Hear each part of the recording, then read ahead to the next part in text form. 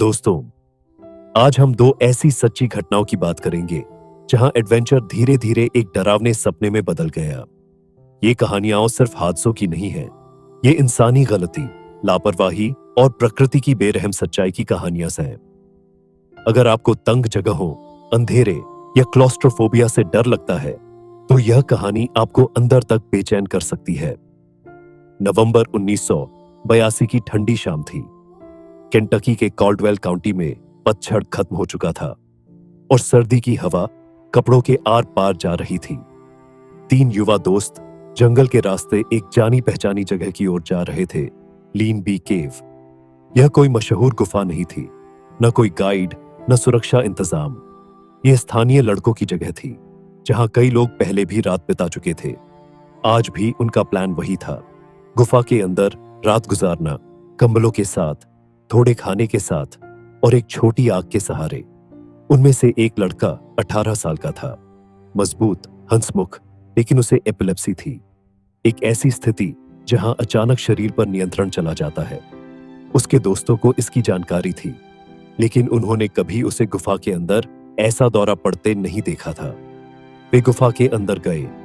शुरुआत में रास्ता संकरा था, लेकिन आगे एक चैम्बर आया जहां खड़े हुआ जा सकता था।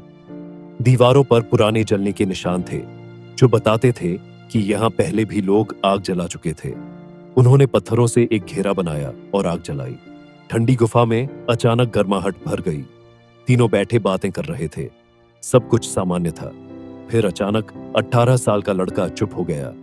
उसके हाथ सख्त हो गए, उंगलियां मुड़ गईं, जबड़ा जकड़ गया। उसकी आंखें ऊपर की ओर घूम गईं और उसका शरीर तेज झटकों में जाने लगा।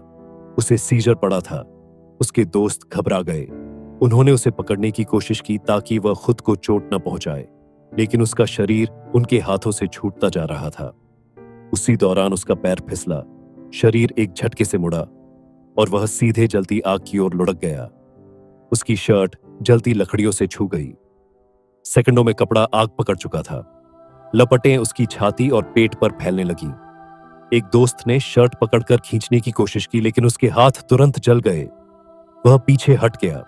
दूसरे ने कंबल उठाकर आग बुझाने की कोशिश की, लेकिन तब तक आग कपड़े के नीचे त्वचा तक पहुंच चुकी थी। सीजर के झटके खत्म हुए, लेकिन अब उसके शरीर में जलने की भयानक पीड़ा दौड़ रही थी। आग बुझी, लेकिन नुकसान हो चुका था। उसकी त्वचा लाल फपोलों से भरी, कई जगह से छिली हुई थी।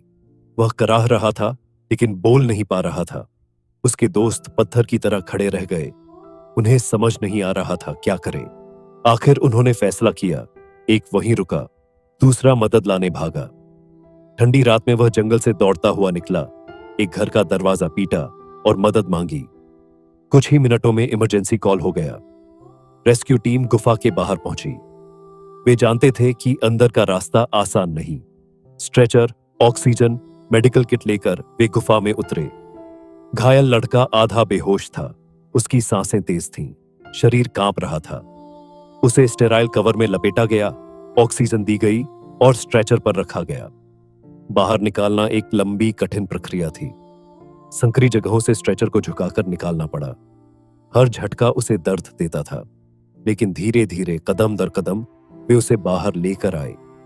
ठंडी रात की हवा उसके जले हुए शरीर से टकराई और उसे एम्बुलेंस में ले जाया गया। रिपोर्ट में बस लिखा गया, गुफा के अंदर आग से गंभीर जलन। लेकिन उस गुफा में जो हुआ वह उससे कहीं ज्यादा भयावह था। एक मेडिकल कंडीशन, एक खुली आग और कोई तैयारी नहीं। यह घातक संयोजन बन गया। और दूसरी घटना 11 जून 1988 की है, फ्लोरिडा के ब्लू स्प्रिंग्स में। 4 डाइवर्स साफ नीले पानी में गोता लगाने आए थे।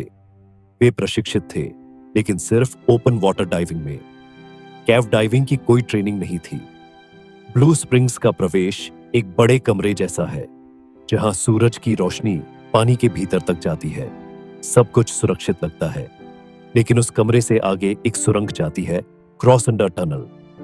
उसके आगे सूरज की रोशनी खत्म हो जाती है।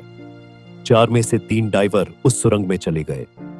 उनके पास छोटे टॉर्च थे, जो खुले पानी के लिए ठीक थे, लेकिन गुफा के लिए नहीं। उन्होंने आगे बढ़ते हुए अपने पैरों से तलछट उड़ा दी। महीन मिट्टी पानी में फैल गई।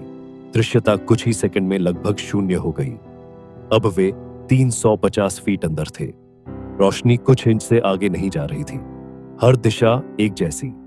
ऊपर जाने का मतलब सतह नहीं, पत्थर की छत। घबराहट बढ़ी, सांसें तेज हुई, हवा तेजी से खत्म होने लगी। तीनों अलग अलग दिशाओं में भटक गए। एक किसी तरह रोशनी वाले हिस्से में लौट आया, लेकिन दो डाइवर अंधेरे में खो गए। उन्हें एक गाइडलाइन मिली, लेकिन वे समझ नहीं पाए कि बाहर की दिशा कौन सी है। वे गलत दिशा में बढ़ते रहे। उनकी टैंक खाली हो गई। रेगुलेटर से हवा नहीं आई। गुफा के अंदर इमरजेंसी असेंट का कोई विकल्प नहीं होता। वे वहीं डूब गए, एंट्रेंस से कुछ 100 फीट दूर, लेकिन सुरक्षा से बहुत दूर। बाद में प्रशिक्षित केव डाइवर्स आए और उनके शव निकाले। यह हादसा उपकरण की खराबी से नहीं हुआ था। यह हुआ था क्योंकि वे एक ऐसे वातावरण में गए जिसके लिए वे प्रशिक्षित नहीं थे। दोनों कहानियों में एक चीज समान थी, प्रकृति ने कोई गलती नहीं की, गलती इंसान ने की। गुफाएं खूबसूरत होती है, रहस्यमयी होती है, लेकिन वे इंसानों के लिए नहीं बनी। वहां अंधेरा, ठंड, संकरे रास्ते और सीमित हवा, ये सब मिलकर ऐसी जगह बनाते हैं जहां एक छोटी सी चूक जिंदगी की आखिरी चूक बन सकती है।